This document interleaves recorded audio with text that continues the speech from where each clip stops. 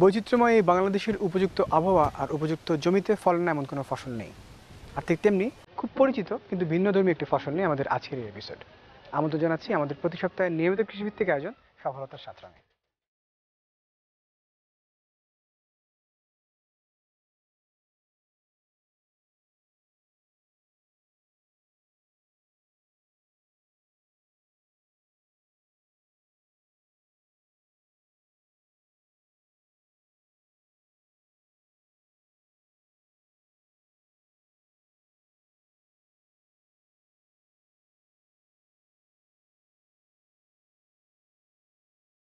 আমরা আজকে এসেছি ময়মনসিংহ ত্রিশালের মুখী প্রোগ্রামে।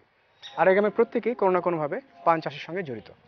আমরা আজকে জানবো পান চাষ সম্পর্কে, কথা বলবো পান চাষিদের সাথে, জানবো তাদের সফলতার গল্প।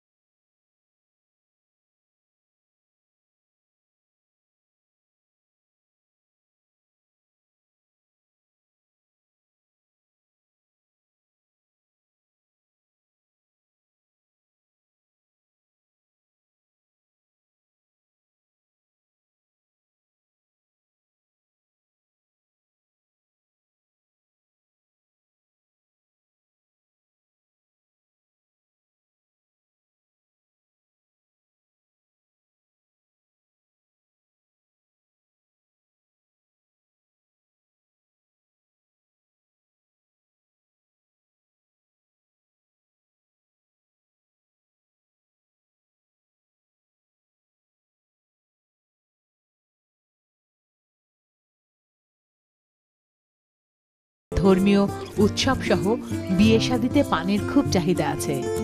আমাদের দেশে বরিশাল, চট্টগ্রাম, রাজশাহী, খুলনা, যশোর, জামালপুর, ফরিদপুর ও ময়মনসিংহ অঞ্চলে পানের চাষ হয়।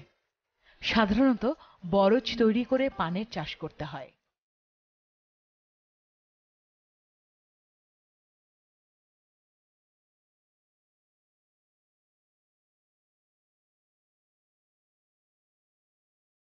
ময়মনসিংহের ত্রিশালের মুখ্যপুর গ্রামের বাসিন্দারা বংশক্রমে পানের চাষের সাথে জড়িত।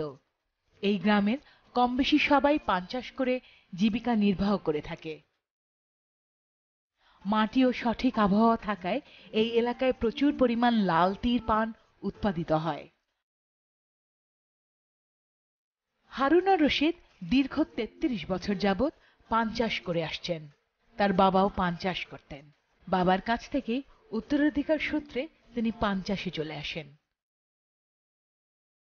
আমরা এখন কথা বলবো বংশ পরম্পরায় পান চাষ করে আসছেন এমন একজন পান চাষির সঙ্গে। আসসালামু আলাইকুম, কেমন আছেন? আছি বলে এমনি ভালো আছেন? জি আলহামদুলিল্লাহ। আপনার নাম? আমার নাম হারুনুর রশিদ। আচ্ছা, হারুন রশিদ ভাই, এই পান চাষটা আপনারা শুরু করেন কবে থেকে?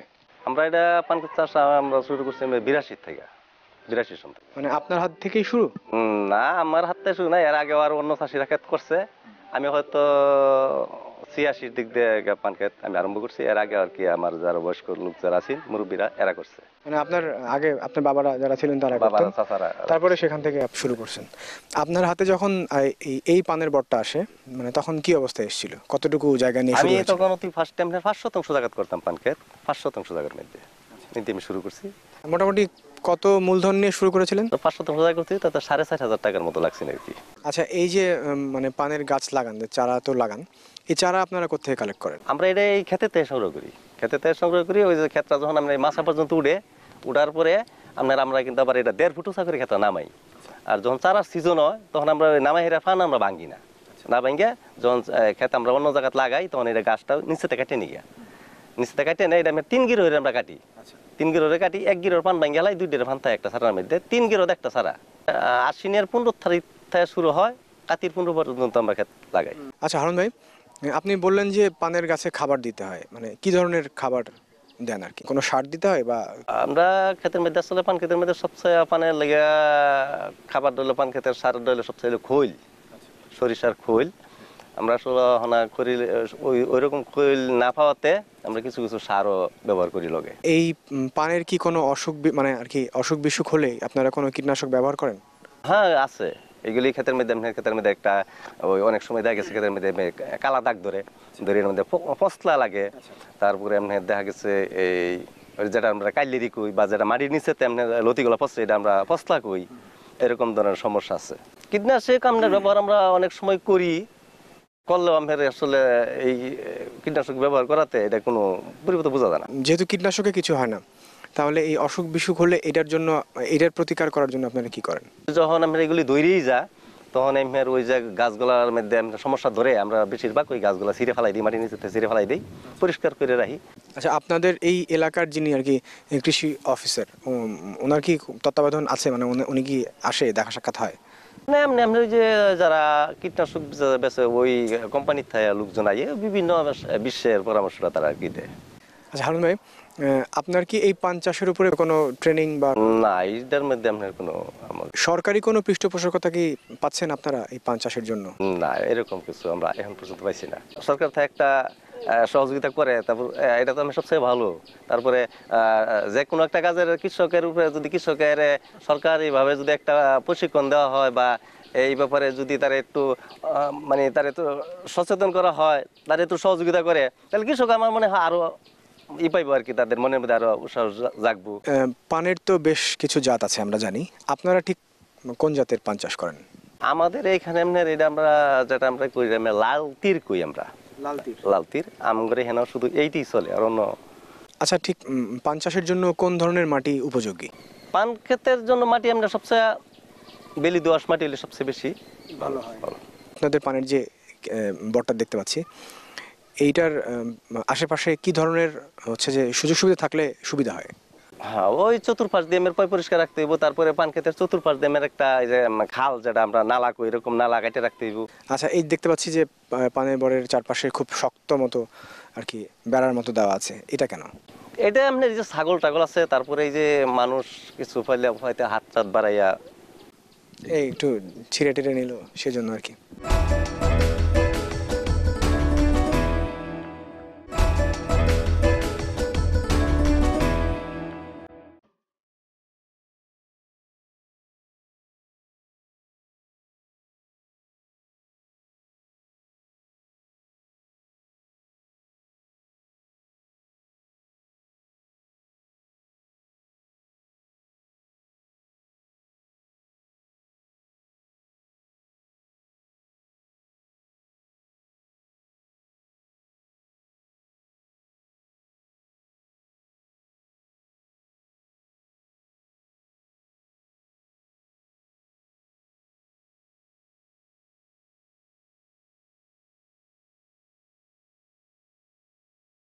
ভাই আসসালামু আলাইকুম, কেমন আছেন?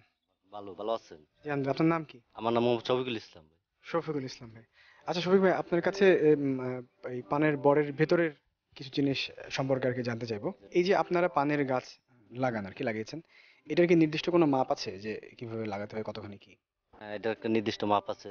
এটা যেমন আমরা চড়া দিই আপনার এমনি 20-22 ইঞ্চি, আর এমনি দৈর্ঘ্য দিই এটা আপনার 36 বা 34 এরকম ভাবে। 34 ইঞ্চি? ইঞ্চি ইঞ্চি হ্যাঁ, ইঞ্চি। আচ্ছা, আর এটার উচ্চতা দিয়ে আপনার ধরেন পারে 6 ফিট এরকম ভাবে করি। মানে হচ্ছে মাচার যেটা দেখছি আর কি, মাচার উচ্চতা হচ্ছে 6 ফিট। 6 ফিট। আচ্ছা, এই যে ওপরে দেখছি যে শুকনা শুকনা ছন দেওয়া, এগুলি কেন দেওয়া? এইগুলি দিয়ে আছি যাতে সরাসরি সূর্যের আলোটা এই পানের মধ্যে না লাগে। ডিরেক্ট না? হ্যাঁ, লাগলে ক্ষতি হয়, পানের ক্ষতি হয়। আচ্ছা শফিক ভাই, এই যে পানের গাছের সাথে লাগানো যে বাঁশের শলা দেখতে পাচ্ছি, এগুলি কি পরিবর্তন করতে হয়? হ্যাঁ, এগুলি পরিবর্তন করতে হয়। এই যে বাঁশের শলাগুলো দেখছেন, এইগুলি তো কোনোটা 15 মাস, 18 মাস বা 2 বছর এরকম ভাবে পরিবর্তন করতে হয়। এই যে বাঁশের শলার সাথে, মানে আমরা জানি যে পান গাছ খুব সেনসিটিভ হয় আর কি, তো এই বাঁশের শলার সঙ্গে যে পান গাছটা লাগানো হয়, লাগান আপনারা কি দিয়ে লাগান? এইগুলি বাদ দিয়ে আপনার ওই ছন দিয়ে, এটা যে বনের মধ্যে হয় ছন বলে আর কি, এটা দিয়ে। মানে এগুলি আলাদা পাওয়া যায়? হ্যাঁ, এইগুলি আলাদা পাওয়া যায়, জঙ্গলে থাকে বা ওই বড় বড় ভিটার মধ্যে থাকে। এই যে পান গাছগুলিতে মানে পানের এই বরটা, মানে এই জমিটা কি প্রতিদিন পরিষ্কার করতে হয়? না, এটা প্রতিদিন পরিষ্কার করা লাগে না, হয়তো মাসে নিয়মিতভাবে মাসে একবার করে পরিষ্কার করা লাগে। মানে মোটামুটি একটা নজর রাখলেই নজর রাখি, হ্যাঁ। হয়। আর আমরা খেতে কাজ করি প্রতি ডেলি পার ডে, প্রতিদিন আমরা খেতে কাজ করি, কিন্তু এটা পরিষ্কার নিচে পরিষ্কার করা লাগে প্রতি 30 দিন 35 দিন 40 দিন পর পর এটা নিচে ভালো করে পরিষ্কার করা লাগে। আচ্ছা, খেতে প্রতিদিন কাজ করেন মানে মানে কি কাজ করেন? এই কাজ করি, যেমন এই ডুগাগুলি বাঁধতে হয়, এইগুলির মধ্যে পোকা লাগছে নাকি এটা দেখি, বা এই যে এটার থেকে আপনার এই পানের গুঁড়ার থেকে একটা চারা গজা, এটা ভাঙ্গনের লাগিয়া এইগুলি প্রতিদিন লুক আফটার করতে হয় আর কি। আচ্ছা, আপনার এখানে মানে আপনার এই পানের জমিটা, পানের বটটা মোটামুটি কতখানি জায়গার উপরে? আমার এই বটটা আছে আপনার 13 শতাংশের মতো।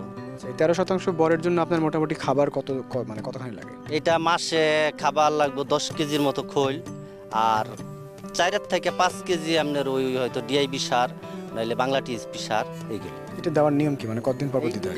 দেওয়ার নিয়ম 30 দিন, বা কেউ 32 দিন পরে দেয়, 25 দিন পরে দেয়, মানে ঘুরে ফিরে 1 মাস পরে দিতে হয়। 1 মাস ঘুরে ফিরে 1 মাস এদিক সেদিক আর কি। এই যে আপনি বলছেন যে পানের যে মানে প্রবলেম হয়, যে ধরনের সমস্যা হয়, তো যদি এরকম সমস্যা হয় তাহলে আপনারা এটা প্রতিকারের জন্য কি করেন?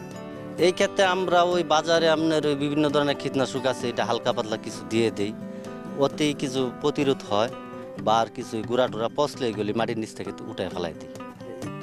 এই পান কালেক্টেড সিজনটা কখন, মানে কবে থেকে কবে পান কালেক্টেড সিজন? এইটা কালেক্ট করলে নিয়মিত যখন যে সিজন, ওখানে প্রতি সপ্তাহে আমরা উঠাইতে পারি। সিজনটা কোন সময় থেকে কোন সময় থাকে? এটা আপনার ফেব্রুয়ারি থেকে আপনার অক্টোবর বা সেপ্টেম্বর পর্যন্ত।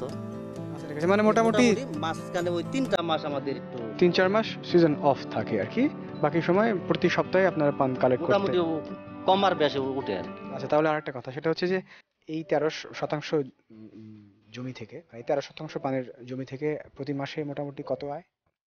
মোটামুটি এই বছর তো আমি খেত এটা নতুন করছি, এটা এই এখন শুরু হইলো, মোটামুটি এই বছর একটু আমাদের আয় একটু কম হবে, সামনের বছর আসলে হয়তো মোটামুটি- ইনশাল্লাহ আর একটু। হ্যাঁ। শরীফ ভাই, আপনাকে অসংখ্য ধন্যবাদ আমাদেরকে সময় দেওয়ার জন্য। ভালো থাকবেন।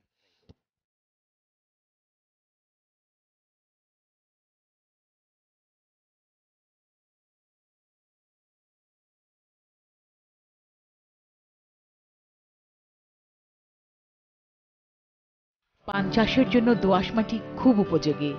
ছায়াযুক্ত স্থানে মাটি উঁচু করে পানের চাষ করতে হয়। বাঁশ, খুঁটি, চটা এসব দিয়ে বরজ তৈরি করা হয়। স্থানীয় আবহাওয়ার উপর নির্ভর করে চারা রোপণের সময় ঠিক করতে হয়। আমাদের দেশে সাধারণত বর্ষার শুরু থেকে শেষ পর্যন্ত পানের চারা লাগানো হয়ে থাকে। একটি ভালো পানের বরজ 10 থেকে 20 বছর পর্যন্ত রাখা যায়।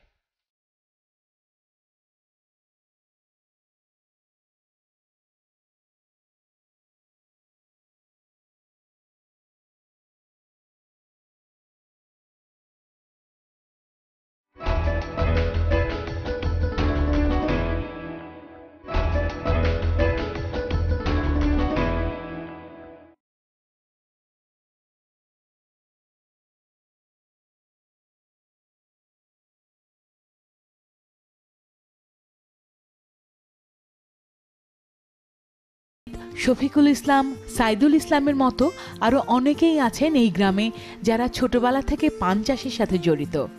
প্রতিদিন তারা পানের বরজে অক্লান্ত পরিশ্রম করে যাচ্ছে। তাদের উৎপাদিত অক্লান্ত পরিশ্রমের পান স্থানীয় পাইকারীদের কাছে বিক্রি করছেন তারা। তাদের ধারণা, মধ্যস্বত্বভোগী পাইকারদের কারণে সঠিক বাজার মূল্য পাচ্ছেন না তারা।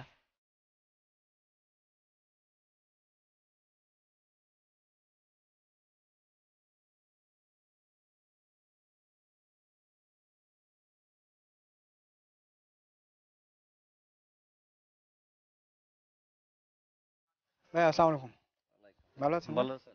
জি, আপনার নাম কি? আমার নাম সাইদুল জি, বুঝি না। ইসলাম। সাইদুল ইসলাম। আচ্ছা, সাইদুল ইসলাম ভাই, আপনার সাথে কিছু আর কি কথা বলবো পানের ব্যাপারে।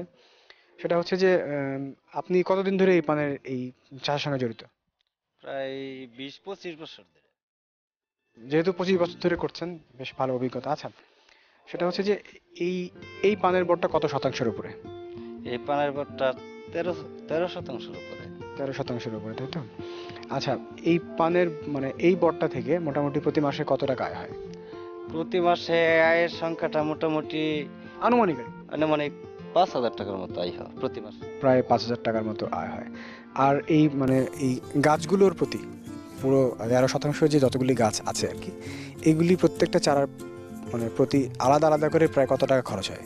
প্রায় 4,000 টাকা এটা কি প্রতি মাসেই খরচ হয় না একবারে খরচ হয়? প্রতি মাসে।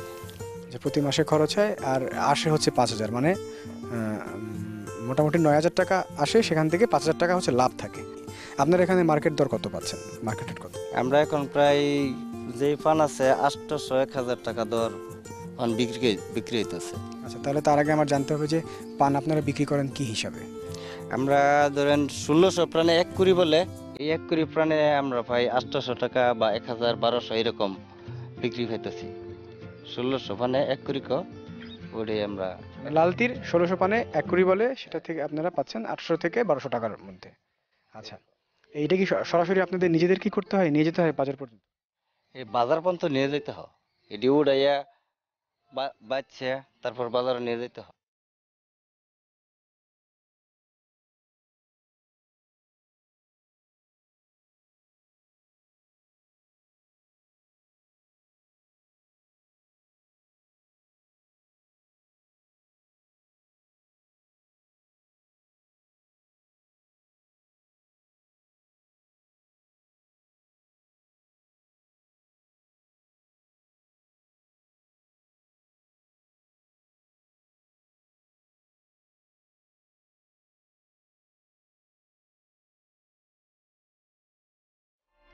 বিস্তারিত জানলাম পান চাষ সম্পর্কে, কথা বললাম পান চাষিদের সাথে, জানলাম তাদের সফলতার গল্প।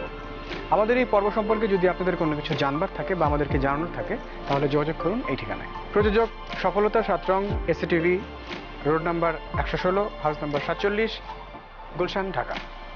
আমাদেরকে মেইল করতে পারেন safalata7rong@gmail.com। দেখা হবে আগামী পর্বে নতুন কোনো সফল উদ্যোক্তার সফলতার গল্প নিয়ে। ততদিন পর্যন্ত ভালো থাকুন, আমাদের সঙ্গে থাকুন।